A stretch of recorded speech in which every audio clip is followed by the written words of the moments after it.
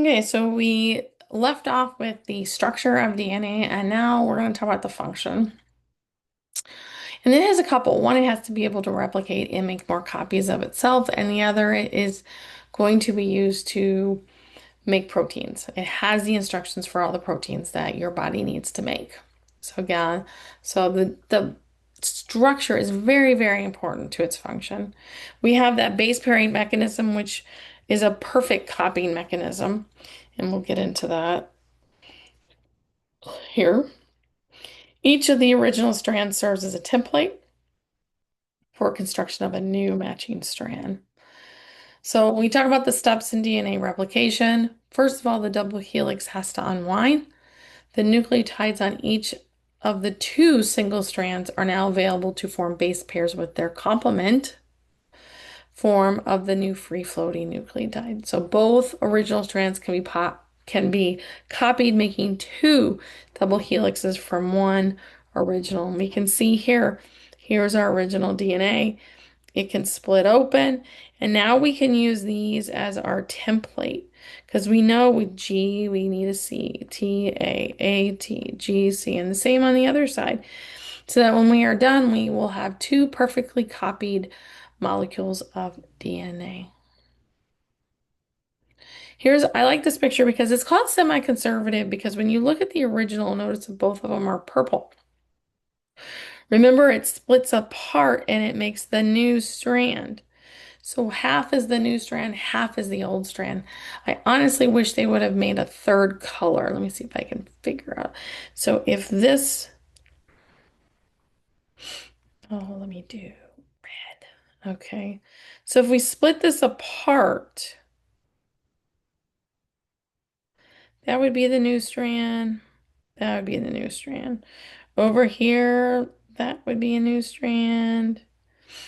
All right, and that would be a new strand. Okay, so we'll always have half the DNA molecule has been there. It's from a previous DNA molecule, which is why we call it semi-conservative replication. So during replication, the hydrogen bonds, which remember when we studied hydrogen bonds, are very weak. The hydrogen bonds are easily unzipped. An enzyme will facilitate that called helicase.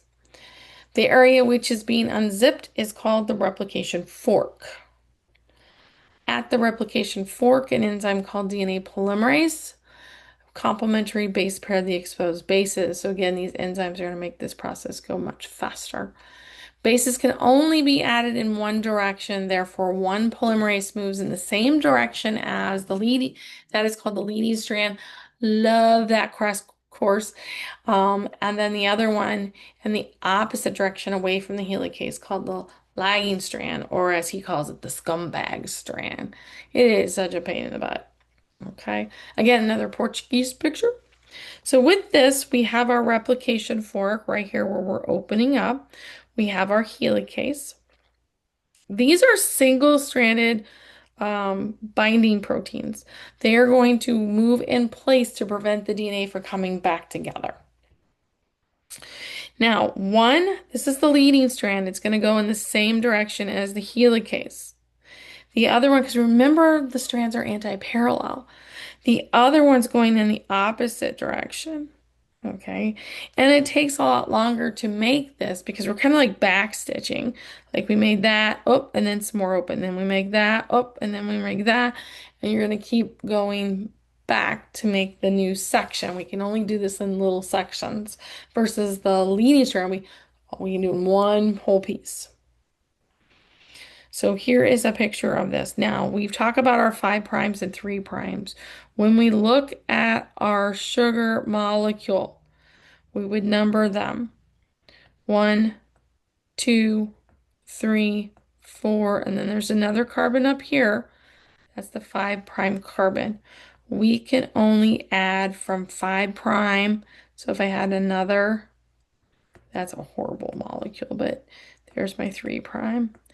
Here's my 5 prime. We can only add in this direction. We can only go 5 prime to 3 prime in this way. And we're going to actually pull out a water molecule with our condensation reaction. So we can't just put down nucleotides without having something to hook up to. So we'll actually have a primer here. Okay. And so since this end is 3 prime, this end is 5 prime. All right. So, oop, hold on. Helps if I put it on the right, on the row. This is the new synthesized. So we're going to put our primer here, right? So this is, if that's the 3 prime there, that's the 5 prime, and this is my 3 prime where I can continue to add bases. All right. Now here, because we're in the opposite order, right? My 3 primes here. So I have to add on this way. Oh, another primer. That's my 3 prime. Add on this way. Oh, another primer. Add on that way. And then what's going to happen, I think, is we're going to have to take the primers out. We're going to use what is called DNA ligase. That is another enzyme. Notice here, it's already taken it out and it's putting the pieces together. So now we have to kind of patchwork and take those primers out and fill it in with DNA.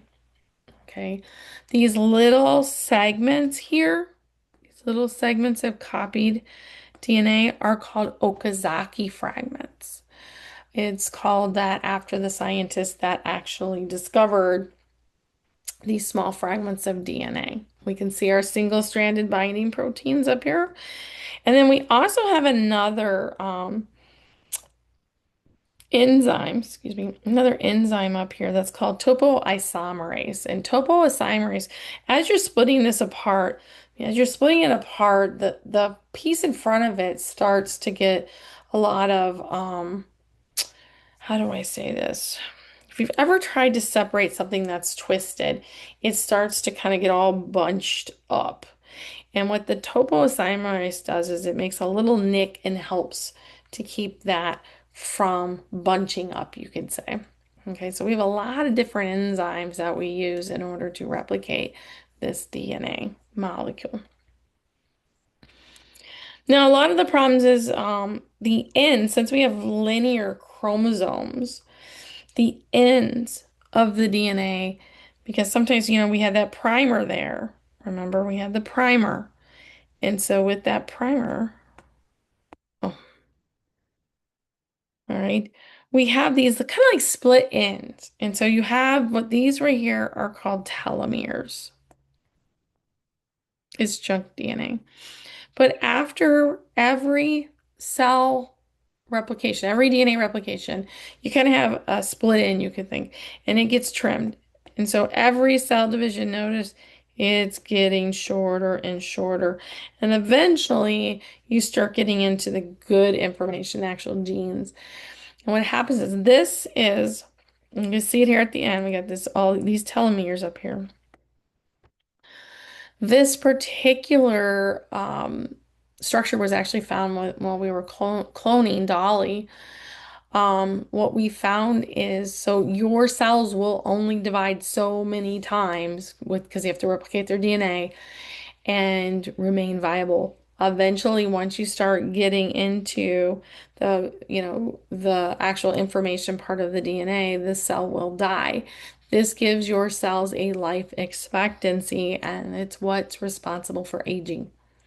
Some people have longer telomeres than others, and you see how some families live to be 190, 100, and others they don't live past 80. And it could be due to the differences in lengths of telomeres. Ideally, they've talked about if they could cap or repair the telomeres, that you could live 150 or so years, which would not really be good since our planet is overpopulated anyways, but it is possible. Now we have an enzyme called telomerase, and that particular gene is turned off. The problem was if we actually had, and here's that telomerase here, so it's going to hold that split in and put the bases in that's missing. Okay. Now, the biggest problem with this is, like I said, that enzyme is turned off. Maybe we can end up turning it on. There is a certain type of cell that has figured out a way to turn it on, and that is cancer. Because if you think about it, if a cancer cell is repeatedly dividing over and over and over again, it would finally just kind of like kill itself, right? Because that would get their telomeres would get shorter, shorter, shorter, and up, game over, done. But with cancer, what those particular cells, those mutated cells, have figured a way of turning that on. And so that's why they call it the immortal cells, is they can keep dividing and not go through that. I don't want to say aging process, because the aging process we usually talk about the whole organism. Where in this case we're just talking about the longevity of that particular cell. All right. So now when we talk about replication rates, it would take 53 days to replicate the largest chromosome in a human. To speed this process up, we have many replication forks going on at the same time. For example, fruit flies are known to have 3,500 replication forks at the same time. All right. When we have errors there, sometimes because it is going pretty quick, there are errors in replication, and we saw that we check that, remember, after synthesis in the cell cycle, we have that checked to make sure the DNA is okay in gap 2. DNA polymerases have a proofreading ability if the mistake is made at the time. So the DNA polymerase, right, puts the DNA on with the complementary base strand. And if it notices, wait a minute, that doesn't fit right. G does not go with T. It doesn't make, remember, one makes 3 hydrogen bonds, the other one makes 2. They won't quite fit correctly. And it kind of makes a little bubble there. And so it knows which is the template strand. Well, it'll take out the newly made strands nucleotide and put the right one in. Right. So it is able to do that. The problem is if once that cell goes into gap 2, you're going to have another. So you can see this bulge right here. A lot of times thymine and thymine will hook together. But you can see there is like a structural problem there, and the DNA poly can figure it out. Now, the biggest problem is if the DNA gets into gap 2, you'll have a different type of, I think that's DNA poly. It's either 1 or 3, and I'm not going to ask you which does which, but do know they're different DNA polymerases. It doesn't know. So if you have, let's say let's use a different color, GATC, it knows that this does not work. It's not fitting properly. But it doesn't know, does this need to be a T, or does this need to be, oh, sorry, does this need to be a G, or does this need to be a T? It doesn't know which one's the correct base pair. So it's kind of a 50-50 chance that it gets the right base in that point. Now here we can see I've got this thymine dimer. And again, the DNA is going to come in, it's going to cut that out, and it's going to rebuild that section where the DNA has not been copied or is not working properly there. UV light tends to cause this. UV light tends to cause a lot of thymine dimers, and that is one of the things that it does that leads to skin cancer. Now, we have to have the DNA ligase to put those synthesize those pieces that we put in, dropped in. We have to use that ligase to put that covalent bond back in there on the sugar phosphate rails. I have this section in here, and this section here is going to talk about here's Pol 1, DNA Pol 1. So DNA Pol 1 is going to go in. It's obviously fixing that mistake there. We have this gene. It's UVRD, which leaves the patch. So when we have that here, it leaves the patch. It cut it out. Pol 1 displaces that, and it fills in the gap. And then we'll have a ligase come in. I'm trying to get this out of the way. And my pen is obviously low on juice. All right, and notice that we have fixed that from that UV light damage. All right, so it goes in, sees it, cuts it out, and then Pol 1 will repair, and then we have our DNA ligase that will go ahead and and put that final connection piece in. All right.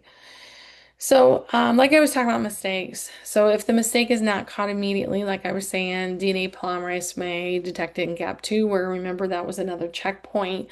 And if we can't fix the problem with the DNA, that's when we go through apoptosis. So, like I said, but the problem is we don't know should this be a T or should this be a C? We don't know which is the right base. And that can lead to mutations. Now, prokaryotes, remember, they have a circular strand of DNA. And so we have what we call our origin. And this is also going to become like our where we're going to open this up and we're going to have two replication. We're going to have replication forks going around both sides until they join up, and then we will have our second um, strand of DNA for each bacterial cell as it's dividing. Packaging, DNA packaging. When we have our histones, we're going to have, we've got 5 different types. Each one is going to be used later. So we have these different proteins that we're going to use to wrap up our DNA. It's really important when we're going to go from chromatin, which is unwound DNA, and we can see that here. We can see that we have this DNA wrapped around the histones. All right, you can see it's kind of blown up. We have H1s right here is called the linker, and that you kind of controls the length that's open here between the histones. So we have our DNA right here. We have 2 copies for our sisters, and then we wrap that DNA strand around the histones, and then we have our linkers that's going to basically wind this up nice and tight, and then we're going to coil even more, and then we're going to weave it in and out on this scaffolding for these proteins to get this nice condensed chromosome, which we want it to be nice and condensed in order to undergo through mitosis and meiosis, which is what we've already studied. Okay. So that is it for chapter 16. I will be giving you guys a little bit, some worksheets that you can help to practice your DNA replication, but it's pretty simple. I really do enjoy the Amoeba Sister on that one where it's apples in the trees, cars in the garage. That's what they say. I always look at it this way. Um, two of the letters represent a word, right? At, A and T, adenine, thymine. The other two, that base pair, are rounded letters, G and C. So at and then the 2 round letters. Hopefully that will help you remember which 2 bases pair together. All right, that is it for chapter 16. As always, you have questions, please write them down and bring them up in class. And I will see you in the next chapter.